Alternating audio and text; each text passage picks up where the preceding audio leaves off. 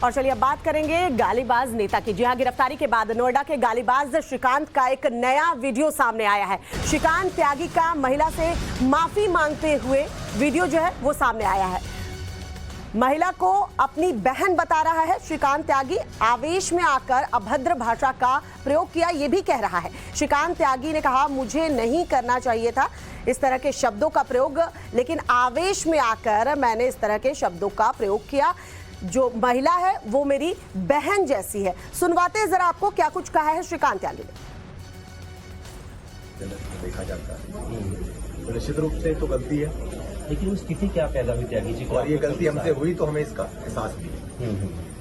हमें लगता है कि अगर इस बात के लिए हम उनसे माफी मांगनी पड़े तो अभी के माफी मांगनी भी चाहिए। एक बहन और वो आवेश मां के जो अभद्र हमने उनको बोल दिया, वो हमें भी बहुत बाद में अंदर रियलाइज हुआ कि इस तरह की भाषा का इस्तेमाल हमें जीवन में किसी के लिए भी नहीं करना चाहिए। उनके लिए हुआ क्या था? हुआ ये कि बेसिकली वो जो जिस जगह वो 15 पाम ट्री लगे हुए थे जी, वो एक एरिया है जो नोएडा प्राधिकरण से बिल्डर ने परचेज किया था ग्रैंड। तो सुना आपने श्रीकांत त्यागी को, वो बता रहा है कि क्या कुछ हुआ था और महिला को लेकर उसका कहना है कि वो महिला मेरी बहन जैसी है। हाँ, जिस तरह के भाषा का मैंने इस्तेमाल किया वो मुझे नहीं करना चाहिए था। हेकड़ी देखिए पूरी तरीके से निकल गई है। बहुत ही शांत स्वभाव में नजर आ रहा है, लेकिन ये स्वभाव अमूमन श्रीकांत त्यागी का होता नहीं है। जब हमने वहां ग्रैंड ओमेक्स में रेजिडेंट से बात की थी तो उनका यही कहना था कि ये हमेशा इस तरह की भाषा का प्रयोग करता है। गिरफ्तारी के बाद श्रीकांत की अकड़ कम नहीं हुई है। पुलिस की गिरफ्त में खड़े आरोपी श्रीकांत त्यागी से जब पत्रकारों ने मास्क हटाने के लिए कहा तो इस दौरान वो अपनी अकड़ दिखाने से बाज नहीं आया। पुलिस कमिश्नर ने कहा कि श्रीकांत त्यागी पर डिपेंड करता है वो मास्क उतारेगा या नहीं।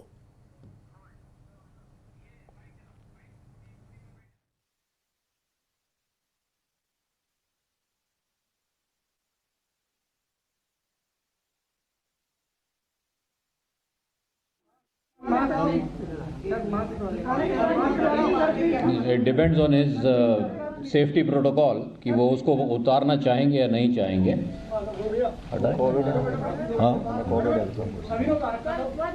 एक मिनट के लिए, एक बार के लिए हटा दो, एक मिनट के लिए हटा दो, सभी क्या?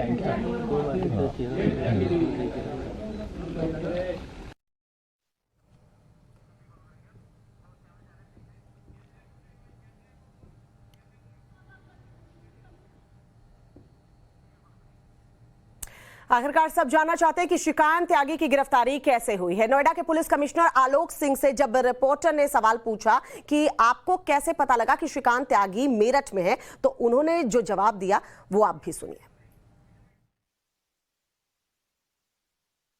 तफ्तीश जो है वो इनको ढूंढने पे थी, ये पुलिस से बच रहे थे और पुलिस इनको खोज रही थी। ह्यूमन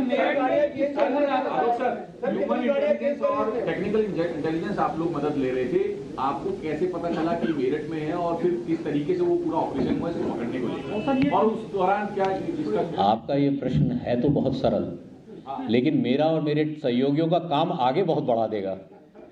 तो इसके लिए कभी फुर्सत में आइएगा एक कप अलग से कॉफी पे, तब मैं आपको सारे ऑपरेशनल डिटेल्स शेयर कर दूंगा। तो सुना आपने नोएडा के पुलिस कमिश्नर ने क्या कुछ कहा कि आपका सवाल तो सरल है लेकिन कभी और आइएगा क्योंकि ये थोड़ी मुश्किलें हमारे लिए बढ़ा देगा। 5 दिन के बाद नोएडा पुलिस ने श्रीकांत त्यागी को गिरफ्तार तो कर लिया, लेकिन हैरानी की बात यह रही कि नोएडा पुलिस ने जब श्रीकांत को कोर्ट में पेश किया तो पुलिस कस्टडी ही नहीं मांगी। अमूमन पुलिस आरोपी की गिरफ्तारी के बाद पुलिस कस्टडी जरूर मांगती है। पुलिस ने कस्टडी नहीं मांगी तो कोर्ट ने श्रीकांत त्यागी को 14 दिन के लिए जेल भेजा है। पकड़े जाने के बाद कैसे श्रीकांत त्यागी अकड़ दिखाता रहा, कैसे बेशर्म वो बोलता रहा, कैसे इस पूरी घटना को राजनीतिक हत्या की साजिश करार देते हुए खुद का बचाव वो करता रहा, इस रिपोर्ट के जरिए आपको दिखाते हैं।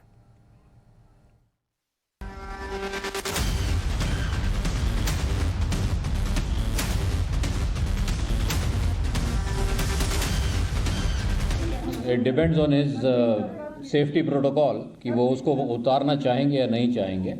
हाँ, एक मिनट के लिए, एक बार के लिए हटा दो, एक मिनट के लिए हटा दो, सभी क्या? ये पुलिस की गिरफ्त में आए गोलीबाज की अकड़ है। देखिए कैसे पुलिस की गिरफ्त में आने के बाद जब नोएडा का गालीबाज प्रेस कॉन्फ्रेंस में लोगों के सामने आया तो भी उसकी अकड़ नहीं गई।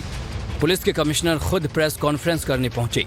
श्रीकांत त्यागी को कैमरों के सामने लाया गया, लेकिन जब उससे मास्क उतारने की बात की गई तो वो कोविड का हवाला देने लगा। It depends on his safety protocol कि वो उसको उतारना चाहेंगे या नहीं चाहेंगे। हाँ,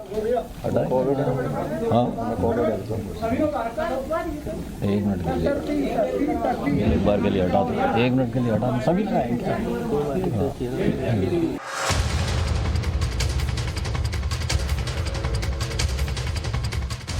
ये श्रीकांत त्यागी की अकड़ ही तो है जो फरार रहने के बाद, पुलिस से छिपने के बाद भी कैमरे के सामने दिख रहा है। एक बार फिर देखिए कैसे पुलिस और कैमरों के सामने गालीबाज त्यागी मास्क उतारने से इनकार कर रहा है और बड़ी बेशर्मी से कोविड होने की बात कर रहा है। It depends on his safety protocol कि वो उसको उतारना चाहेंगे या नहीं चाहेंगे। हाँ,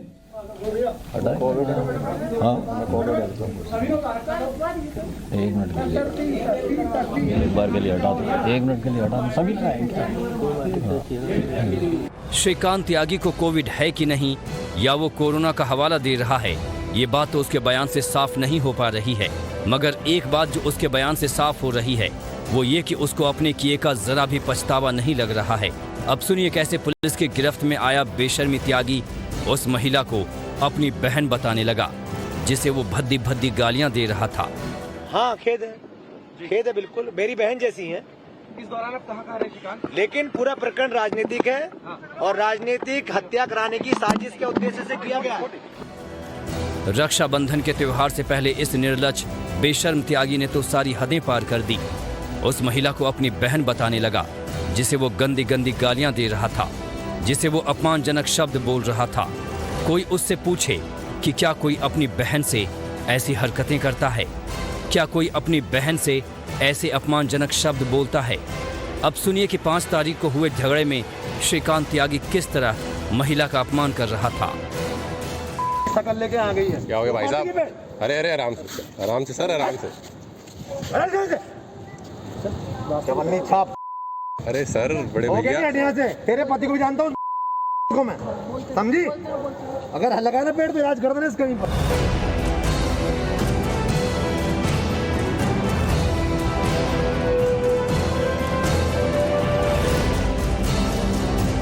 श्रीकांत त्यागी की तलाश में पुलिस की 13 टीमें देहरादून, हरिद्वार, ऋषिकेश, दिल्ली, लखनऊ और नोएडा सहित 30 ठिकानों पर छापेमारी कर रही थी, जिसके बाद अब उसे मेरठ से गिरफ्तार किया गया है। श्रीकांत त्यागी को 14 दिनों की न्यायिक हिरासत में भेज दिया गया है। अब गैंगस्टर एक्ट के तहत उस पर पूरी कार्रवाई की जाएगी और पुलिस की पूछताछ में गुंडा त्यागी कई और बड़े खुलासे कर सकता है। अमित गौतम के साथ अनुज मिश्रा, टाइम्स नाउ भारत।